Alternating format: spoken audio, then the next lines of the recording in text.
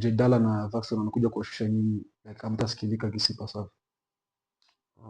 ku- Hapana, no bro, kwanza kutuzimisha hapo ndo kwanza, yani naweza nikasema maybe ni ndoto, kwa Yeah. sababu si ndo kwanza tumeanza na kuna vitu vikali bro, japokuwa vitu havijakuwa sawa zaidi, and mimi siwezi nikasema kwanza hawezi kuzimisha, kwa sababu maartist ni wengi na wanajua, and wewe utakujaje bro kuzimisha watu wa kambini?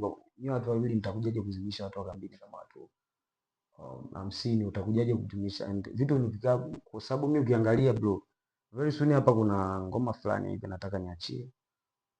Mimi sio competition, ila mimi ni Vaxon, ni mtoto sana kwangu. Mimi sio muongo. Mimi sio muongo bro. Mimi sio eti mimi najitapa.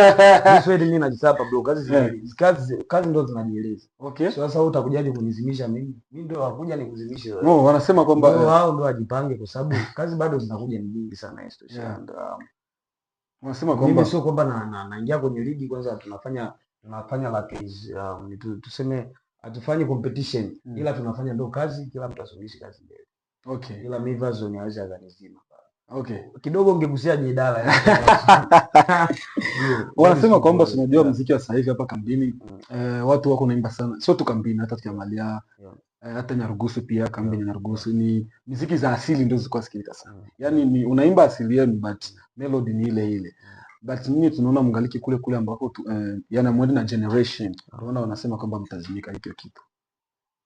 Je, ni kwa nini wewe hutaki kwenda na generation kisa? Ngoma ndo kwanza nilitangulia kuambia kwamba ngoma ambazo zipo yani zipo 10 zimeshatoka tuseme. Okay. Ila bado sijaanza achia moja moja. Yani ni majiwe, kama unasikia jiwe ile jiwe tena jiwe ya moto yani. Zipo za kiasili zipo ndani, zipo yani zipo nyingi tuseme kwa kifupi. Yes, sir. So ndo kwanza unajua mtu kuachia kitu unaangalia kwanza utaachia hii kitu nitakiachia kwenye kupitia njia gani ili kiende fast fulani. Ndio maana kwanza bado tunajipanga kidogo, lakini kazi tutaachia very soon. Bado ni kazi kubwa sana na kazi za kiasilia zipo. Ila japokuwa nilitanguliza kwanza kuachia kazi za sasa zaidi, lakini kazi za kiasilia zipo na nyingi sana.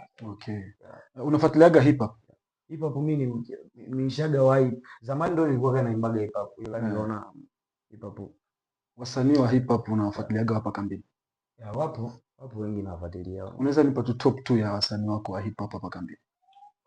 Wapo wakina Fazbi, Dogo Fazbi yupo, BRN wapo, Faranza, ndo maartist wa hip hop ambao mimi najua. Yes. Na ndo ana jina kubwa kidogo hapo. Okay. So nikikutajia wengine nitakuwa kama yeah. Nashukuru sana.